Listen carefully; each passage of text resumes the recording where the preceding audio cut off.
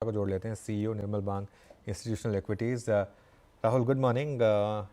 Market को शायद कुछ हद तक पता था, लेकिन शायद लेवल ऑफ विक्ट्री उसका इंडिकेशन कम था। अब इस इतने बड़े गैप अप के बाद मार्केट में अप्रोच क्या होनी चाहिए? Good morning Anuj, thank you for having me on the show.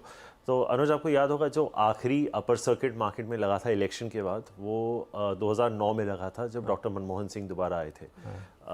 I think जिस तरह से आपने अभी बताया कि शायद कुछ हद तक अनुमान था कि ये रिजल्ट आएंगे, और आपने एफआई के फिगर्स भी देखें। फ्राइडे को ऑलमोस्ट $1 बिलियन की कैश बाइंग हुई है नियरली।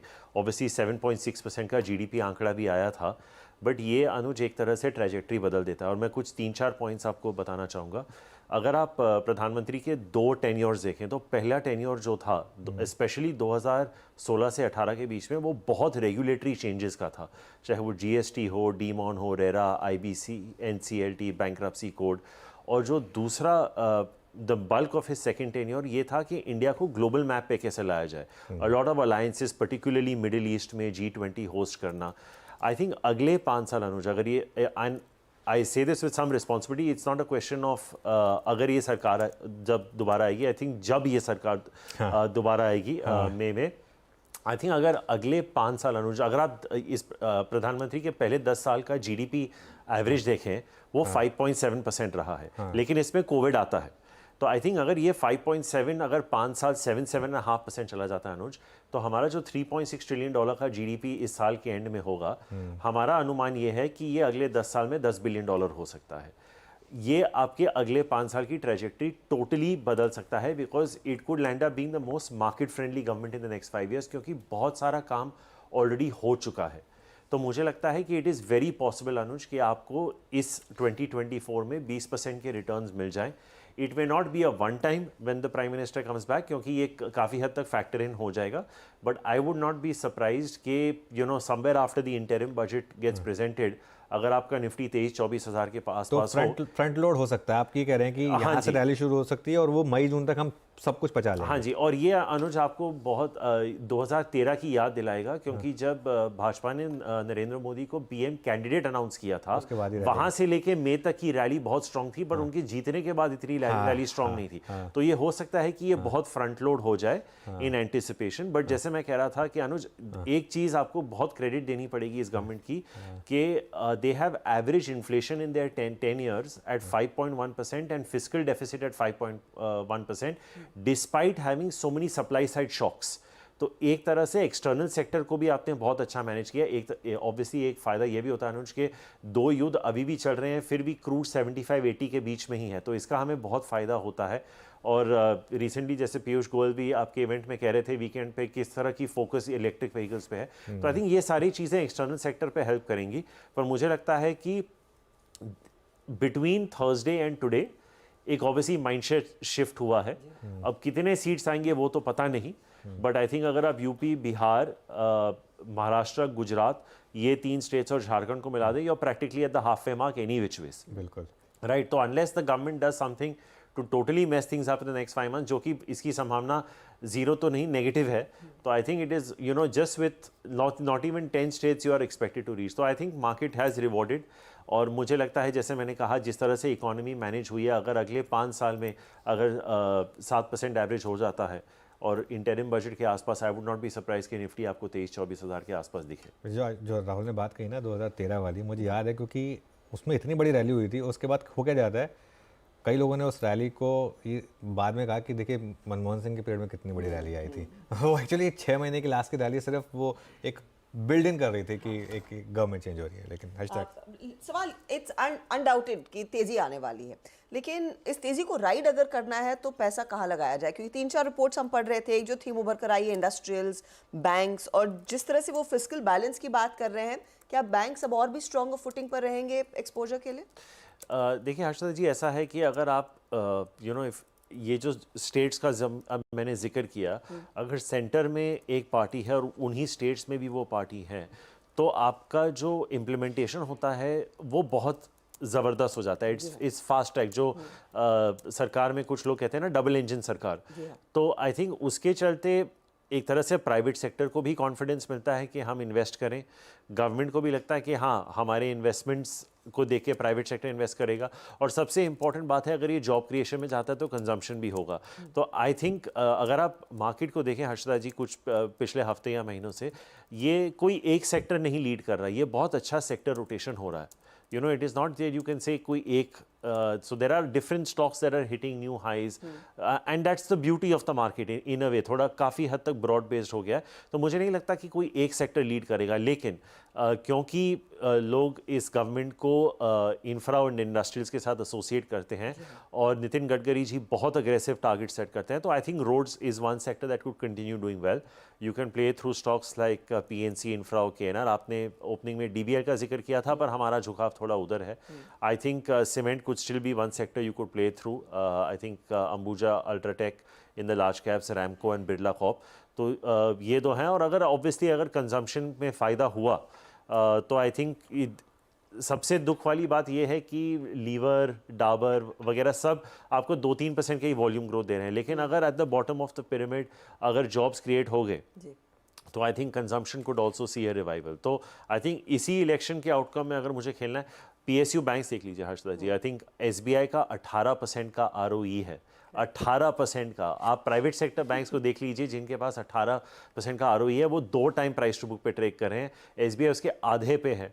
अगर आप उसको 1.5 भी दे दें, आपका एसबीआई पे 35-40% अपसाइड आता है। तो you why would even look at buying a mid cap bank अगर आप इन्वेस्ट कर रहे हैं, you know, and so on and so fourth. आप ये आप बैंक ऑफ बड़ौदा में भी एक्सटेंड कर सकते हैं, डिफेंस में भी। तो I think there are some of these themes that you can play that are just link to the government. इसके बाहर भी बहुत सारे सेक्टर्स हैं, पर क्योंकि आपका स्पेसिफिक सवाल इलेक्शन आउटकम पे था, आई थिंक ये कुछ जहन में आ रहे हैं मेरे। बिल्कुल। अच्छा, बाय द वे अब बैंक निफ्टी में फ्रेश रैली शुरू हो रही है, 900 पॉइंट ऊपर। अब हम मॉर्निंग हाई निकाल रहे हैं। देखिए निफ्टी और बैंक निफ्टी दोनों पर अब हम मॉर्निंग का जो ओपनिंग टिक हाई था वो निकाल रहे हैं। ये अपने आप में एक बड़ा सिग्निफिकेंस है, क्योंकि वो जो लग रहा था कि फीलिंग आ रही है कि 1000-1500 पॉइंट की बैंक निफ्टी में रैली, और इवन हो सकता है ऑल टाइम हाई की तरफ हम एक बार अप्रोच करें।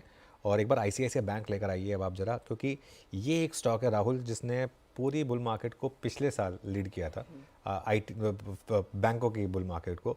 ये चला ही नहीं है 3 क्वार्टर से, इतने शानदार नंबर्स के बावजूद। कारण कुछ भी रहा हो, लेकिन चला नहीं है। देखिए ये एक बार 12 महीने का मुंह देख लेते हैं, 4% ऊपर है, जिसमें 3% तो आज ही आया है। तो यहाँ पर क्या अब पोर्टफोलियो अप्रोच पॉजिटिव हो, ओवरवेट हो जाए यहाँ पर? I think Anuj, I would, जैसे आपने कहा 3 क्वार्टर से ये रिजल्ट्स बीट कर रहा है, right, and it's still not doing because ये एचडीएफसी बैंक के मल्टीपल के बहुत करीब है, एसबीआई के मल्टीपल से ऑलमोस्ट डबल है। तो आई थिंक यहाँ से इसको रीरेट करना will require a very significant move on ICICI banks part. I think जब निम कंप्रेशन खत्म हो जाएगी और एक्सपैंड होगी, देखिए अनुज अभी भी क्रेडिट ग्रोथ 15% चल रहा है मार्केट में for schedule commercial banks, right. इसमें रिटेल भी आ रहा है, एग्रीकल्चर भी आ रहा है, सर्विसेज भी आ रहे हैं, सारे 15 से 20% ग्रो कर रहे हैं। बट इसका यही है कि what is your relative valuation to the leader and what is your relative valuation to the largest public sector bank. I think ये इस कश्मकश में ये वहीं आसपास अटका हुआ है। तो आई थिंक फॉर अ री रेटिंग कुछ ऐसा होना पड़ेगा आईसीआईसीआई बैंक में यहाँ से to take it to maybe 2.3-2.4 times price to book, जो हम अभी फैक्टर नहीं कर रहे। जैसे मैं अभी हर्षदा को भी कह रहा था, आई would be slightly more comfortable playing PSU banks right now, so I would play through SBI and Bob. अगर आप नीचे आना चाहें, आपकी कोई भी प्रेफरेंसेज हो, but I think predominantly as a retail investor if I want to be safe, I would play through public sector banks. It is very possible Anuj कि बैंक निफ्टी हाई बनाता रहे, बिकॉज आई थिंक कहीं एक market में ये भी जहन में आ गया है कि इंटरेस्ट रेट्स पीक हो चुके हैं। तो आई थिंक अब अगर आप FY25 में देख रहे हैं तो आप निम्स कंप्रेशन के आगे निकल जा चुके हैं। हो सकता है कि अगले एक आध क्वार्टर में आ भी जाएं, बट अगर रिलेटिव ट्रेड लेना पड़े या इन्वेस्टमेंट भी, I would be slightly more confident.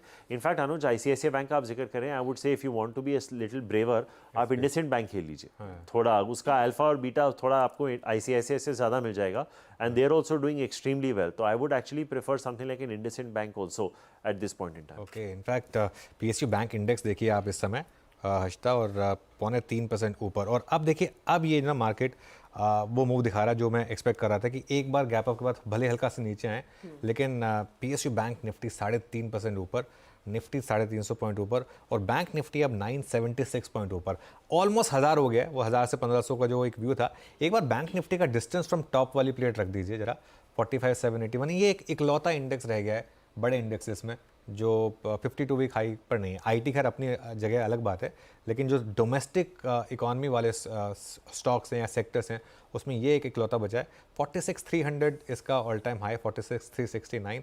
एक बार डिस्टेंस फ्रॉम टॉप की प्लेट मैं बोलता हूँ बना लीजिए, उसकी वेट मत करिए क्योंकि वो हो सकता है आज आपको चलानी पड़ जाए, तो इसके लिए उस पर थोड़ा सा ध्यान रखेंगे। हम वेट नहीं करेंगे कि जब क्रॉस हो जाएगा उसको बनवा लीजिए ताकि हम अगली बार उसको दिखा सकें। अच्छा, एक और थीम जिसका खूब चर्चा हुई और लोगों ने पैसा भी बनाया है, अब यहाँ पर कितना फॉलो थ्रू आएगा? जो इंडिजिनाइजेशन पर सरकार का फोकस है वो नॉर्मली हमने देखा है वो डिफेंस में काफ़ी तगड़ा प्ले आउट हो गया। इलेक्ट्रॉनिक मैन्युफैक्चरिंग कंपनियां जो है, जो ईएमएस थीम आजकल लोग सबसे ज़्यादा उस पर बेट कर रहे हैं, आपका सिरमा, आपका केन्स, आपका डिक्सन, इनमें क्या और चांसेस हैं और पैसे आने की? क्योंकि वैल्यूएशंस तो काफ़ी महंगे, वो सब दिख रहा है। ऐसा है हर्षदा जी, जो आपको अर्निंग्स ग्रोथ देगा उसके वैल्यूएशन स्ट्रेच होते जाएंगे, और ये आप नेस्ले में भी देख लीजिए, आप पीएनजी में भी देख लीजिए। जो एक्सपेंसिव है वो कहीं कहीं एक्सपेंसिव ही रहता है। आई थिंक एचडीएफसी बैंक 10 दशक तक it was trading at almost 4 times. तो ये चीज़ें अगर आपको ग्रोथ देती हैं, मैं कहीं रिसेंटली एक आर्टिकल पढ़ रहा था कि Dixon could be the Foxconn of India. I think जिस तरह से उसकी प्रैक्टिकल मोनोपोली है रेफ्रिजरेटर्स में, वॉशिंग मशीन्स में, अभी सेट टॉप बॉक्सेस में, आई थिंक जियो का बहुत बड़ा ऑर्डर आया है, they are penetrating into LG, Samsung. ठीक है, आप उनके मार्जिन्स पे मत जाइए because he is essentially a converter, he is not an OEM as such, right? तो you are never going to get this company at operating at 10-12% margins, लेकिन आप उनके रिटर्न ऑन इक्विटी और कैपिटल एम्प्लॉयड देखेंगे, ये 40% plus पे हैं with 30% kind of growth. आप कितनी कंपनियां इंडिया में हैं कि आपको इस तरह के नंबर्स देंगे? तो इसीलिए वैल्यूएशन सस्टेन हो जाते हैं। दूसरी चीज़ हर्षदा जी क्या हो रही है कि आज की डेट में ना, अगर आप म्यूचुअल फंड इंडस्ट्री का साइज देखें तो ये 45 लाख करोड़ हो गया, इसमें इक्विटी करीबन 20 लाख करोड़ हो गया, राइट? अगर आप सोचिए म्यूचुअल फंड मैनेजर्स 3% कैश पे भी बैठे हैं, वो 60 करोड़ रुपए कैश है। इसमें आप LIC ऐड कर दीजिए, इंश्योरेंस कंपनीज, AIFs, PMSs वगैरह, मेरे हिसाब से DIs किसी भी वक्त 1 से 1.5 लाख करोड़ कैश पे बैठे हुए हैं। तो वो ज़माना जब आपके पसंदीदा स्टॉक्स 30-40% गिरते थे, वो ज़माना गया। आज की डेट में अगर स्टॉक 10-15% भी गिरता है तो ये आके खरीद देते हैं। आप SBI mutual fund, ICICI prudential, HDFC mutual fund के फैक्ट शीट्स देखेंगे, just see the number of companies that they are owning 10% of. It is unbelievable, क्योंकि ये फ्लोज आ रहे हैं और हम बोलते रहते हैं कि लिक्विडिटी ड्रिवन रैली है, लिक्विडिटी थोड़ा ऑब्वियसली फंडामेंटल्स है भी, लेकिन as a sell side analyst आप 2 ही चीज़ें कर सकते हैं, आप अर्निंग्स प्रोजेक्ट कर सकते हैं और आप मल्टीपल्स दे रहे हैं। अर्निंग्स अगर मेरी 25% आनी है तो 25% ही आएगी, लेकिन अगर पैसा उन स्टॉक्स को चेस कर रहा है तो इफ टू जस्टिफाई बाय मुझे अपना मल्टीपल रेस करना ही पड़ेगा। एंड आई थिंक ये लोगों को ठीक से समझ में नहीं आता जब वो वैल्यूएशंस देखते हैं। तो I think it's very possible that some of these names sustain. Indigenisation की जो आपने बात की, ये तो प्रधानमंत्री का पेड प्रोजेक्ट है। आई थिंक ये कंज्यूमर ड्यूरेबल्स वगैरह में भी हो रहा है, वर्लपूल एक्सेट्रा। तो I think he is only going to work harder and harder. और जो मैंने अभी ईवी की चर्चा की अनुज के साथ, जो पीयूष गोयल ने भी बताया था, these are things that are going to help us from bringing out, getting our external sector under control when we don't have to import copper, steel, oil etcetera. आपका इकोनॉमिक लैंडस्केप ही बदल जाता है। तो I think I would use every dip to buy, but stick with the industry leaders is what I would say. Okay Rahul, एक second के लिए hold करिए। एक बार इनफैक्ट बात करते हैं जो मोदी जी ने कहा कल, जो 3 राज्यों में जीत के बाद उन्होंने कहा कि अब हम दुनिया की तीसरी सबसे बड़ी इकॉनमी बहुत जल्द बनेंगे, उसको सुनते हैं एक बार। आज भारत की अर्थव्यवस्था का हर पहिया पूरी गति से घूम रहा है। कुछ लोग कह रहे थे कि विश्व में मंदी का असर भारत पर पड़ेगा, लेकिन भारत ने हर आकलन से कहीं बेहतर प्रदर्शन किया। आज भारत दुनिया की सबसे तेजी से विकसित होती आर्थिक ताकत है।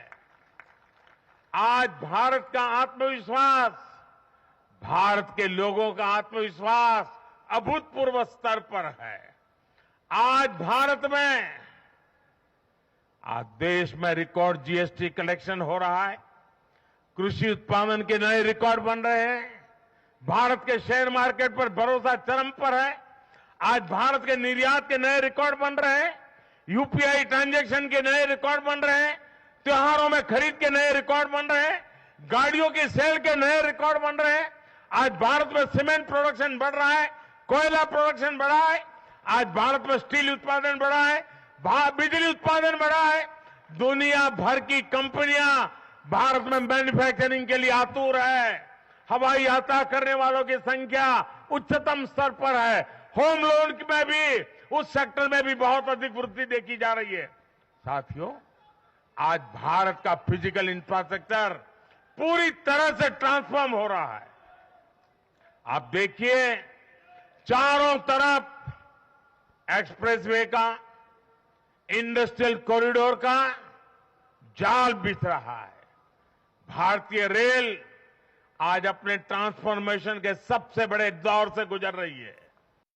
राहुल, एक चीज़ मोदी जी की के बारे में कहनी पड़ेगी, एक बैलेंस बनाना एक बॉटम ऑफ द पिरामिड में, और at the same time market के बारे में बात करना, टॉप एस्पिरेशनल लोगों के बारे में बात करना और सबको कनेक्ट करना, उसमें एक मास्टरी है, ठीक है ना। तो अब क्योंकि एक क्लियर प्राइम मिनिस्टर का भी फोकस है और स्टॉक मार्केट पर काफ़ी फोकस रहा है प्राइम मिनिस्टर का, मैं भी रिसेंटली मिला था उनसे, तो भी वो निकल कर क्लियरली आ रहा था यहाँ पर। तो क्या ये एक और कॉन्फिडेंस देगा एक एफआईआई इन्वेस्टर को भी वापस आने के लिए?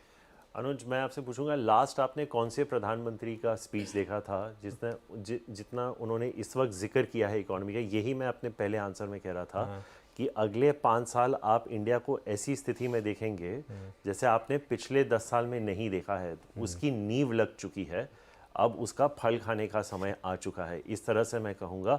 और जो आप कह रहे थे, मैं अपने फर्स्ट आंसर पर दोबारा जाऊँगा कि जो 5.7% का आंकड़ा था, जो 10 साल का एवरेज जीडीपी है, अगर ये 7% चला गया तो ये 3.610 ट्रिलियन डॉलर्स हो जाएगा। And a bulk of it may come through in the first 5 years of this only, Anuj. And I think it's not just the sectors that I was discussing with Harshada. एक तरफ से आप consumer discretionary भी देख लीजिए। अभी जैसे वो हवाई जहाज़ वगैरह, अब राम टेम्पल खुल रहा है जनवरी में। हम होटल सेक्टर, सारे मेजर होटल कंपनीज में वहाँ पे होटल डाल दिए हैं। इनफैक्ट अगर आप गूगल करेंगे, it is likely to be one of the highest tourist spots in the world in 2024। तो कितना डिस्क्रेशनरी स्पेंडिंग होगा with just one event, right? कुछ चीज़ें हैं जो गवर्नमेंट से लग के नहीं है, लेकिन आई थिंक अप्रैल मई जून का क्वार्टर आप देखेंगे अनुज, तो 2 महीने आईपीएल के हैं, उसके बाद T20 वर्ल्ड कप है। तो this could be a very good year economically for various things. और जिस तरह से अब कॉन्फिडेंस आएगा, और अगले साल इस वक्त अनुज महाराष्ट्र के भी रिजल्ट्स आ चुके होंगे, बिल्कुल राइट? अभी तो स्प्लिट सरकार है, लेकिन मुझे लगता है कि जिस तरह से जा रहा है, that may also land up being an absolute majority. तो you know, like I said, हो सकता है कि इंटरिम बजट तक 23-24 हज़ार देखने को मिल जाए। अगर दुनिया में कुछ गलत नहीं हुआ, this could land up being a record year for stock markets, because the foreigners जो आपने फ्लो का जिक्र किया, they want a place to invest like India. और इस तरह की आपकी अगर पॉलिटिकल स्टेबिलिटी आ जाए, यू नो, बिल्कुल Rahul, it is unbelievable with inflation coming down, rates coming down, earnings going up. You're a beacon. You're an absolute beacon. बिल्कुल राहुल, बहुत बहुत शुक्रिया आज हमारे लिए समय निकालने के लिए, Thank you हमसे for बात having me. करने के It's लिए। always a pleasure.